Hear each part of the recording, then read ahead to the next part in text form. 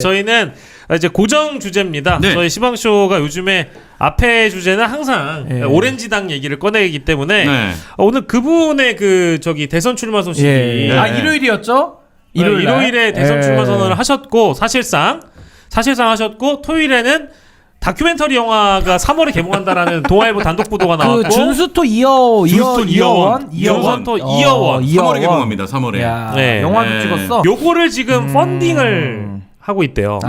그래요? 텀블벅 사이트를 통해서 펀딩을 하는데 3,500만 원이 목표였는데 지금 5천만 원까지 갔다고 하더라고요. 네. 아주 좀 한가롭네요. 나라는 지금 내란 진압을 못 해가지고 이러고 있는데 돈 모으고 있어요 지금? 영화 개봉하느라고? 그러니까 뭐 이제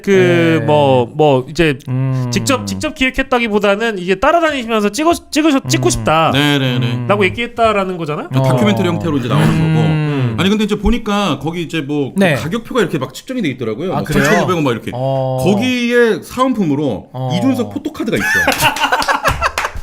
나 궁금해. 그 카드를 받고 싶은 사람이 있을까? 포토카드. 네, 그걸 증정해 준다고 하더라고요. 참신하다. 포토카드. 근데 벌써 1,000명 정도가 아마 그래요? 그래서 5천만 원을 모았대요. 네. 잘했네. 목표액을 넘어섰다라고 합니다. 그렇구나. 그래서 그런 거 보면은 어쨌든 빅 스피커로서 굉장한 인지도를 자랑하는 것 같은데 이거 사실 좀 요즘 시기도 시기고 요 출마 선언은 짚어봐야 됩니다. 왜냐면 시기도 시기고 이준석이라는 사람의 나이도 뭐 사실 이제 40 되는 거니까 이게 이렇게 막 바람직해 보이진 않았다라고 내가 얘기를 했다가 준천지한테 오늘 욕을 또 바가지로 먹었거든요. 그래요? 욕바가지 먹었어요? 지금 제 유튜브는 준천지들의 댓글로 지금 몰려오시는구나. 야, 악플 쓰는 건 좋아. 좋아요 누르고 나가라고. 그렇지, 좋아요 영식이 형 거 좋아요 누르고 나가라니까. 그러니까. 형님 괜찮습니다. 그래서 저는 이게 저 개인적으로는 그리 바람직한 모멘트는 아닌 것 같고 좀 조급해 보인다라는 생각은 제 개인적으로. 그럼 이번에는 갈비집에서 안 했어요? 또 갈비집에서 한 거 아니야? 아니요. 갈비집에서 안 하고? 이번에는 저기 홍대였나? 저기에서 하지 않았나? 젊음의 거리에서. 홍대에서. 그래서 이거는 저는 뭐 그 박성민 컨설팅? 컨설턴트 있어. 박성민 대표. 그분의 평가를 좀 개인적으로 좀 듣고 싶어요. 어떻게 생각하시는지. 아직까지는 그 다큐멘터리 영화 개봉과 조기 사실상의 대선 출마 선언에 대한 성격에 대해서 규정을 아직 안 해주셔가지고 그래도 저 친 이준석 평론가로서 어떤 말씀하시는지 좀 궁금하긴 합니다. 개인적으로는 우리 신인규 변호사는.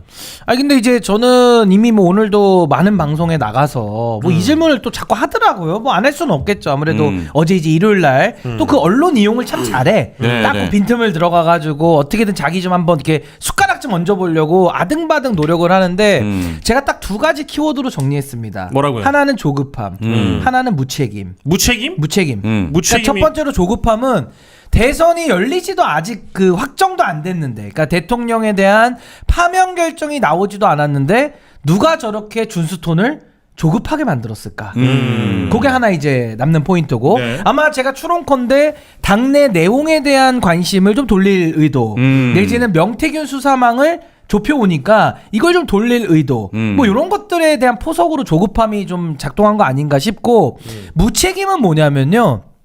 아니 당이 지금 무슨 뭐 콩가루도 아니고 이건 무슨 거의 인절미 수준 아닙니까? 정당 자체가 개판 5분 후에요 지금. 당이 지금 가처분 들어가가지고 허우나 찍어내기. 그러니까 과거에 이준석이라는 정치인을 윤석열이가 쫓아냈는데 본인이 똑같이 지금 쫓아내고 있거든요. 근데 이런 상황에서 당이 박살이 났는데 대선을 나가겠대. 그러니까 수학으로 치면은 더하기 빼기가 틀리는데 미적분을 갖고 오자는 거야. 미적분 풀겠다고. 그러니까 이런 좀 뭐랄까 현실 진단 능력이 떨어지고 뭔가 리더십에 있어서도 가장 기본적인 자기 친구랑도 못 지내는 사람이 더 모르는 사람한테 잘해주겠다는 거야. 그래서 우리 그 옛날에 그런 말 있어요.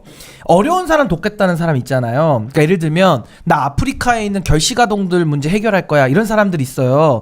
그걸 나무라자는 게 아니라 내 옆에 친구가 지금 굶고 있어. 그럼 이 친구부터 일단은 도와주는 게 순서잖아. 근데 이 친구는 외면하면서 아프리카에 있는 누구를 나는 돕겠다. 이런 식으로 굉장히 어떤 좋은 일에 대해서 명분화시키고 이게 추상화시키는 경우가 많거든요. 그러니까 전 이준석의 정치도 구체성이 떨어지고 현실성이 없어. 왜? 자기 옆에 있는 허은하 대표랑도 지금 정치를 못하는 사람이 나중에 대통령이 됐다고 칩시다. 야당하고 어떻게 대화합니까? 이거 여당하고는 잘 지낼 수 있습니까? 예를 들어. 그러니까 좀 말도 안 되는 허황된 얘기를 지금 하고 있다는 생각이 들어서 제가 그거를 갖다가 무책임이라는 단어로 제가 이제 끌어온 겁니다. 네. 그래서 조급함과 무책임.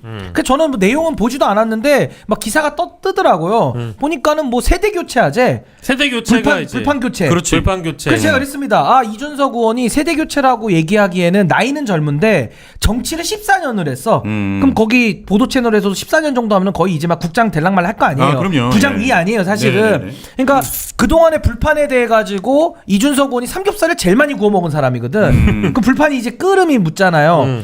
쥐가 구워 먹은 불판인데 쥐가 불판을 교체를 하자 그래. 그러니까 이게 좀 안 맞는다. 네. 아주 요런 부분이 좀 지적이 좀 돼야 될 것 같아요. 아니 이제 이준석 의원 같은 경우는 너무 옛날까지 갈 필요도 없고 사실 이제 인간적으로 이제 분노하는 측이 뭐냐면 인간적인 분노. 아니 그러니까 왜냐면 이준석은 의원은 어찌 됐건 지금 명태균 게이트에 걸려 있는 사람입니다. 자, 그런데 명태균 절친이죠. 일단은 저 가까이에는 이제 어떤 점이 분노냐면 마치 자기가 삼자처럼 얘기를 해 늘 그래. 늘 그래. 유치했다. 그러면서 이제 그걸 이용하면서 자기는 쏙 빠지는 모습. 일단 요거 자체가 일단 분노를 좀 끓게하는 거고. 이거 중요한 부분이다. 그리고 저는 이준석 의원이 뭐 이렇게 대선 후보감 이렇게 좀 평가도 할 수 없는 게 뭐냐면 지금 우리나라 자체가 너무 갈라치게 돼 있어요. 지금 남녀와 나뉘어져 있지. 윗세대와 아랫세대. 그러니까 뭐 하나가 딱 이렇게 합을 맞춰서 갈 지금 상황이 안 되잖아요. 상황이 안 돼. 너무 극단적이란 말이야. 우리 정치도 그렇고 우리 국민들이. 근데 이준석이 가장 잘하는 거는 결국 혐오와 갈라치기의 정치거든요. 가르는 걸 참 잘하지. 가르는 걸 잘해. 내 편 그리고 네 편. 근데 이런 사람이 이제 어찌됐건 위로 올라간다면 이게 우리나라가 어떻게 되겠는가 이런 생각 좀 들죠. 그리고 이준석 말의 모순이 뭔지 아세요? 네. 그 출판 선언문을 뭐 대충 기사를 보니까 뭐 이런 내용이 있어요. 뭐 이제는 서로 이렇게 사법적 단죄하는 정치 그만 끝내고 좀 뭐 미래를 열자 이런 식의 헛소리를 많이 하더라고. 네. 그럼 그 말을 한 그 말 자체는 틀리진 않잖아.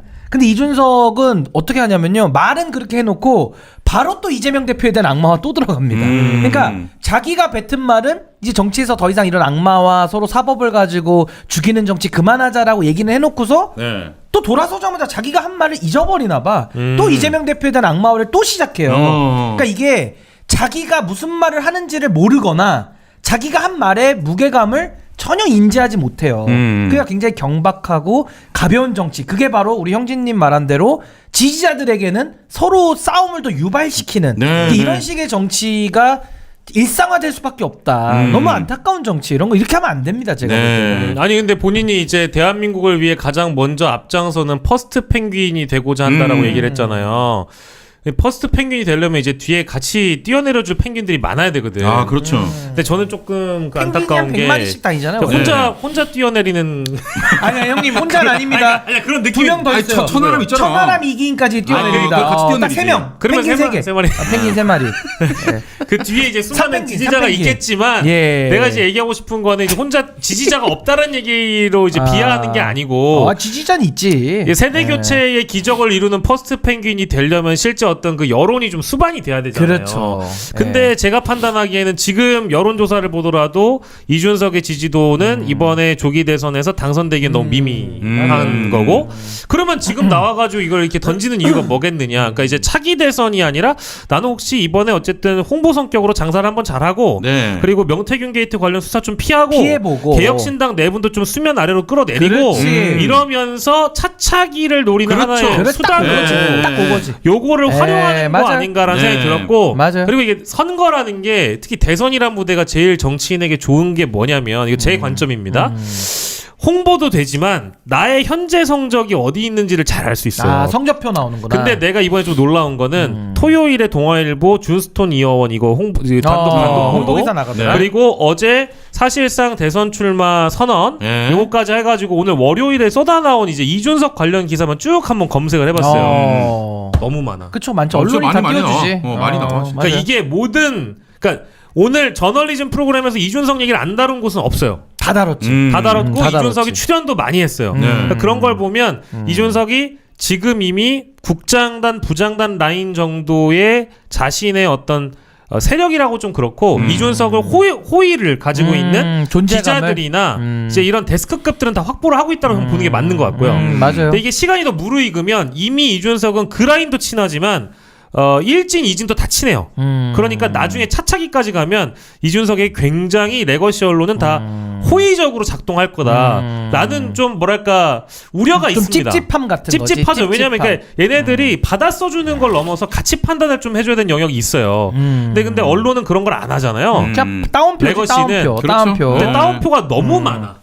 너무 많고 사실상 홍보가 너무 잘 됐어. 그래서 이 정도면 그러니까 장사를 됐지 뭐. 잘했어, 장사를. 이 정도면 됐지 뭐라는 생각을 이준석이 흡족하게 했을까봐 저는 살짝 좀 예. 근데 이준석의 가장 큰 뭐랄까 흠결이랄까 그게 뭐냐면요, 정치는 언론에서 띄워주는 인기 영합으로 하는 건 아니라고 저는 봐요. 물론 포퓰리즘이라는 정치를 우리가 늘 경계는 해야 됩니다만은 이준석 의원이 지금 가지고 있는 가장 큰 흠결은 뭐냐면은 이번에 대선 치르면 끝까지 완주할 수 있을까요?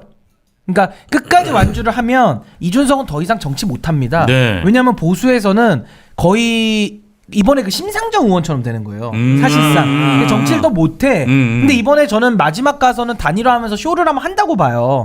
제가 볼 때는 뭐 단일화 안 하겠다 그러긴 하던데. 그것도 이제 네. 정치 수사지. 근데 나중에 전 합칠 걸로 보는데 합치게 되면 이제 어떤 모순에 빠지냐면 이준석이 총선에 배지를 어떻게 달았습니까? 개혁신당을 만들고 야당 역할 잘하겠다고 해서 떨어져 나오면서 야당표로 받았단 말이야. 네. 야당표로 국회의원은 됐는데 그 배지를 버리지도 않을 거야. 배지를 달고 나갈 건데 다시 대선을 앞두고는 원대복귀를 한다.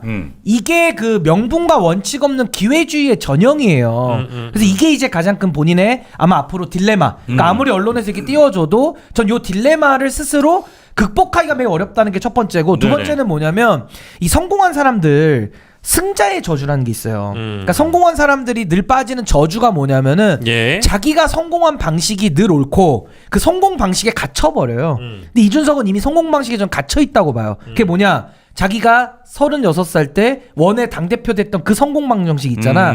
거기에 늘 갇혀있어. 그때 이후로 진화된 게 하나도 없어. 오히려 더 메시지는요, 그때가 더 좋아. 그땐 차라리 신선하기로 됐거든. 지금은 신선미도 없어요. 그래서 오히려 저는 이준석의 아주 급속한 추락을 전 보게 될 가능성이 매우 높다고 저는 봅니다. 이 정치 구도상은 그래요. 구도상은. 그러니까 이제 말씀하신 거에 좀 덧붙이면은 이제 이준석이 낡은 정치 끝내자고 이제 기치를 걸고 나오지 않았습니까? 근데 이제 이준석이라는 사람은 드러내면 드러낼수록 오히려 구태 정치보다 더 심각하다고 봐요. 심하지. 낡은 정치를 끝내자고 나온 사람이 보면 더 낡고 더 오래된 정치를 하고 있어요. 초구태지, 초구태야. 이게 이제 시간이 지나면 많은 국민들이 알 것이다. 예. 맞아요. 예. 저는 뭐 이제 개혁신당 가처분 내용과 이게 연결되는 지점이 있으니까. 네. 가처분도 지금 진행 중입니다. 아, 근데 이번 주에 나와요? 요번 주에 아마 법원에서 서울 남부지법인데 빠르게 결정을 낼 겁니다. 왜냐면 그 재판장이 인사이동인 대상자예요. 네네네. 그래서 어디 가셔. 딴 데로 넘어가니까. 딴 데로 가셔. 그래서 이번 주 정도에는 아마 선고를 하지 않을까, 결정할 것 같습니다. 그러면은 이번 주에 빅 이벤트가 많이 걸려 있네. 근데 여기서 중요한 건요, 가처분을 이준석 의원이 지면은 신세가 꼬이는 거고, 만약에 가처분을 이길 수도 있잖아요. 이겨도 이건 이긴 게 아니에요. 왜요? 결국 이기게 되면 자기 동지를 스스로 축출해버린 결론이 되거든요. 아, 또 그게 그렇네. 그러니까 이겨도 승리한 게 아닌 게 되는 거예요. 그러니까 윤석열이 마치 윤석열이 이준석을 쫓아냈을 때 표면은 이긴 것 같아 보였지만 그게 이제 망조의 시작이었거든. 이준석도 똑같습니다. 똑같다고 보시면 돼요. 아. 이겨도 이긴 게 아닌 게 되는 거야. 그러면 제일 브레이크가 걸리는 건 이제 뭐 인용되거나 이런 거겠다. 인용되면 이제 허은하 대표가 지금도 직인을 갖고 있고 지금도 당의 대표니까 그렇게 되면 이준석 의원이 허은하 대표의 직인을 받을 수 있을까요? 난 잘 모르겠는데. 도장을 찍어야 되잖아. 아니 근데 이제 인용될 가능성이 높긴 높죠. 저는 인용 가능성을 조금 더 높게 봐요. 근데 보는데 어찌됐든 뭐 재판 결과라는 거는 제가 예단을 하긴 어렵고, 근데 이건 확실합니다. 네. 절차상의 하자와 내용상 하자가 차고도 넘쳐요. 네. 차고도 넘쳐. 그리고 불법 사안이 많아서 지금 형사 고발도 많이 해놨더라고요. 그러니까 이거는 이제 형사적으로는 가처분과는 상관없이 이제 유무죄 여부는 가려야 되는 거니까 아주 그냥 엉망진창으로 해버려가지고 허은하 대표가 이 부분에 있어서 굉장히 억울하죠. 억울하게 축출당한 거니까. 그래서 이게 약간 학교 폭력을 비슷해. 누가 당하고 있어. 여기가 막 두드러 맞고 있어. 이거를 다 침묵했단 말이야. 저랑 형이랑. 그랬을 때는 이 친구 전학 가잖아요. 형님이나 저 둘 중에 한 명이 이제 그 다음 당하는 거예요, 사실은. 그러니까 이게 지금 천하용인에서 다 빠져나가잖아요. 그 다음은 또 누군가가 당할 겁니다. 어쩔 수 없는 거예요, 이게. 침묵했거든.